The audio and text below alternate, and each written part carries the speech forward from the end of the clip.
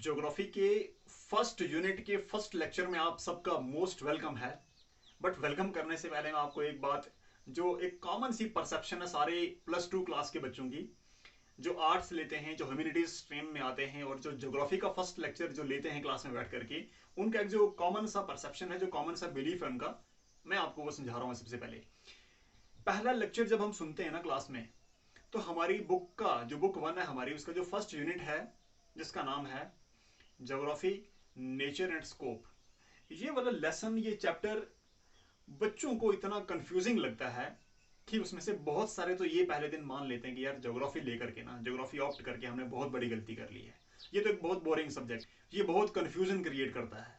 क्योंकि इस पूरे यूनिट में ना जो भी सारी सीरीज ऑफ इवेंट्स जो दे रखी हैं, जो पूरे टर्म्स दे रखी हैं, जो पूरी अप्रोचेस हैं यहाँ पर, मतलब ये पूरी कहानी एक समझ में थोड़ी कम आती है। सबको लगता है कि हम किस कहानी में उलझ गए यार आकर के, हम तो ज्योग्राफी लेकर के आए थे पढ़ने के लिए। अर्थ को पढ़ेंगे, उसमें उसके वाटर सिस्टम को पढ़ेंगे, उसमें ट्रांसपोर्ट को पढ़ेंगे, उसमें ग्लेशियर्स को, माउंटेन्स को, कितनी सारी इंटरेस्टिंग टर्म्स हैं, इंटरेस्टिंग टॉपिक्स हैं जो पढ़ने वाले हैं। पर ये कहानी क्या है, ठीक, तो मैक्सिमम बच्चों को ये समझ नहीं आता है, थोड़ा सा उनको डिफिकल्ट लगता है, तो इसलिए उनको ये लगता है कि यार ये सब्जेक्ट बहुत बोरिंग है।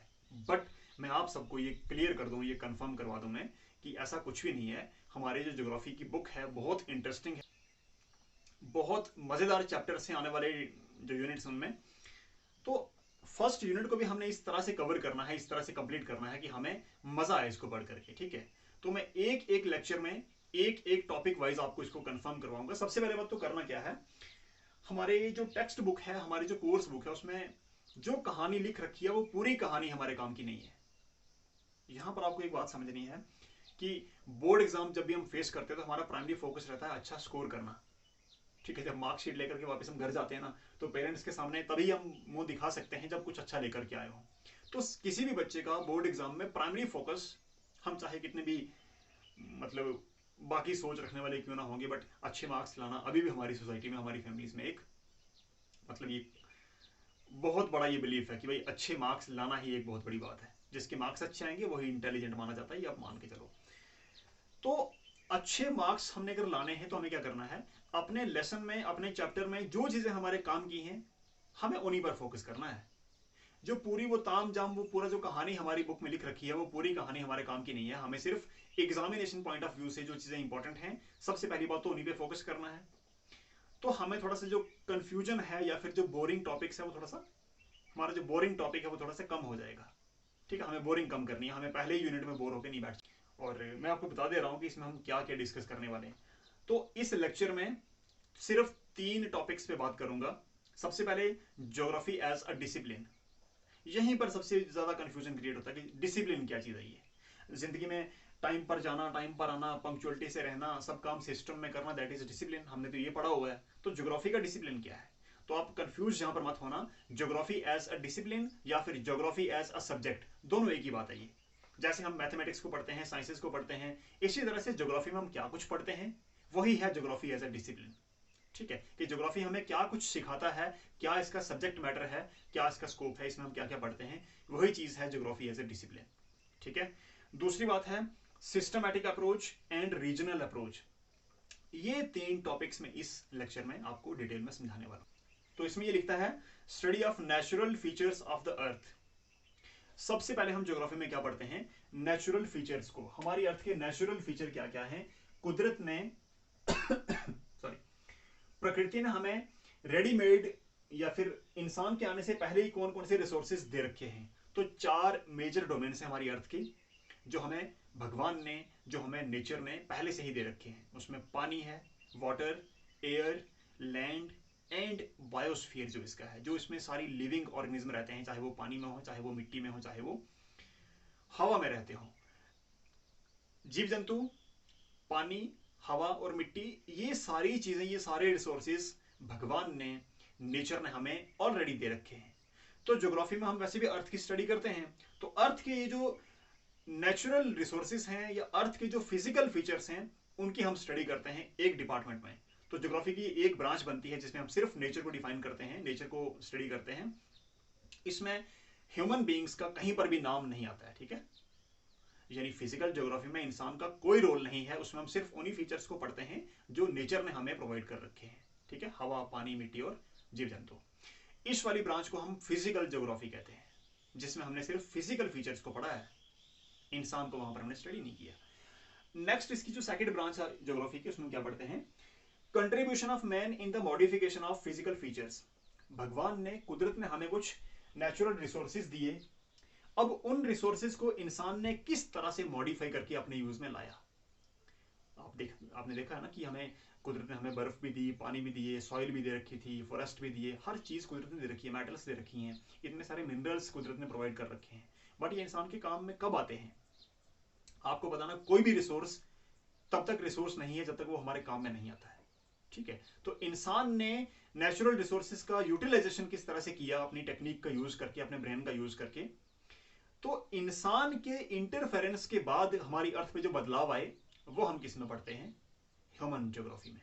तो ज्योग्राफी की दो ब्रांचेस बन गई, फिजिकल में हम फिजिकल फीचर्स को पढ़ते हैं और ह्यूमन ज्योग्राफी में हम ह्यूमन फीचर्स को पढ़ते हैं, या फिर ह्यूमन, इंसान के द्वारा किए गए वो सारे कंट्रीब्यूशंस हैं जिसने नेचर को भी मॉडिफाई किया है, अर्थ को किया, चाहे वो उसको पानी को किया, चाहे हमारे इन्वायरमेंट को किया, जिसमें भी इंसान ने मॉडिफिकेशंस लाई वो हम पढ़ते हैं ह्यूमन ज्योग्राफी में। ठीक है, क्लियर होगी ज्योग्राफी में हम क्या पढ़ते हैं, ज्योग्राफी एज अ डिसिप्लिन क्या है, human geography and physical geography. Clear.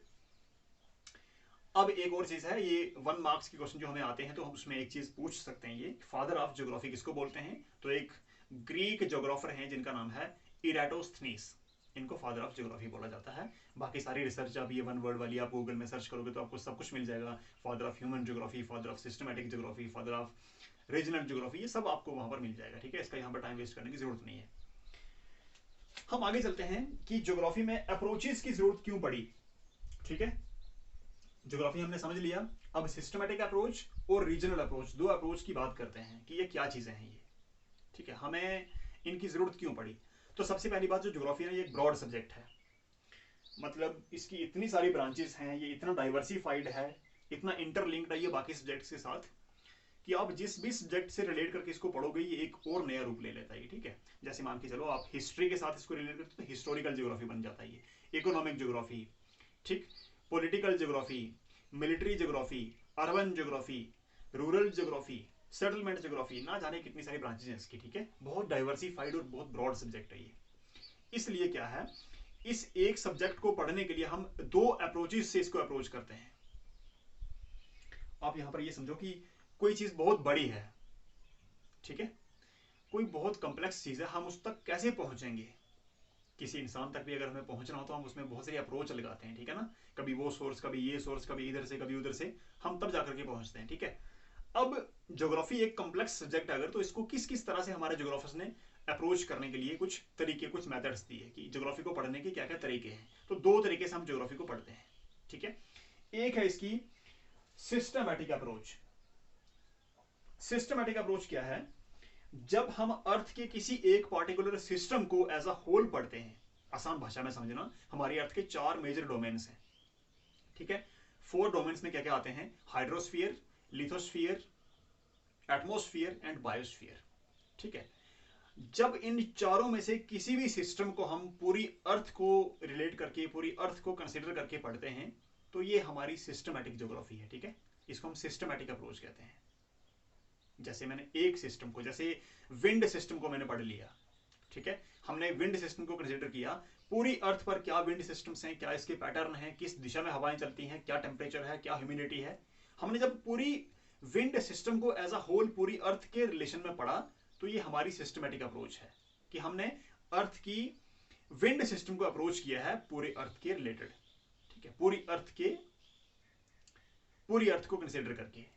इसी तरह से जैसे मैं वाटर सिस्टम को पढ़ता हूं, तो हाइड्रो सिस्टम पूरी अर्थ का पढ़ूंगा मैं, दैट इज सिस्टमैटिक अप्रोच, कि हमने एक सिस्टम को, अर्थ के किसी पार्टिकुलर सिस्टम को हमने एज अ होल पढ़ लिया है, तो ये हमारी सिस्टमैटिक अप्रोच होगी। एक और तरीका है कि हम पूरी अर्थ को ना पढ़ें, हम किसी एक पार्टिकुलर रीजन के, किसी एक पार्टिकुलर एरिया में हम फोकस करके उसके सारे फीचर्स को या किसी एक फीचर को पढ़ लें। जैसे फॉर एग्जांपल मैं कहता हूं डेक्कन प्लेट्यू ऑफ इंडिया, या फिर साउथ इंडियन वेजिटेशन। तो साउथ इंडिया क्या है, ये एक पार्टिकुलर रीजन हो गया, एक पार्टिकुलर एरिया हो गया। उस एरिया में जो भी नेचुरल फीचर्स हैं, जो भी ह्यूमन मेड फीचर्स हैं, मैं सबको पढ़ता हूं, तो मैंने क्या किया, किसी एक रीजन को मैंने एक्सप्लोर किया है। तो जब हम रीजन को एक्सप्लोर करेंगे, रीजन की स्टडी करेंगे, दैट इज रीजनल अप्रोच। इसमें हम किसी एक पार्टिकुलर फीचर को भी पढ़ सकते हैं, जैसे साउथ इंडियन वेजिटेशन को पढ़ लिया मैंने, सिर्फ वेजिटेशन को पढ़ा, साउथ इंडियन क्लाइमेट को पढ़ लिया, साउथ इंडियन वाटर बॉडीज को पढ़ लिया। तो एक किसी फीचर को भी पढ़ सकते हैं, या फिर सारे फीचर्स को कंबाइन करके हम उसको भी पढ़ सकते हैं, जिस तरह से मर्जी। बट जब हम किसी एक पार्टिकुलर रीजन पर फोकस करते हैं तो that is regional approach of geography. तो मैंने आपको दो चीजें समझाई हैं। पहली बात तो ज्योग्राफी में हम क्या पढ़ते हैं, ह्यूमन ज्योग्राफी है और फिजिकल ज्योग्राफी है। हम फिजिकल फीचर्स को फिजिकल ज्योग्राफी में पढ़ते हैं, फिर जब उन फिजिकल फीचर्स को इंसान रिलेट करता है या इंसान उनमें जब अपना इंटरफेरेंस करता है, तो तब आती है ह्यूमन ज्योग्राफी एग्जिस्टेंस में।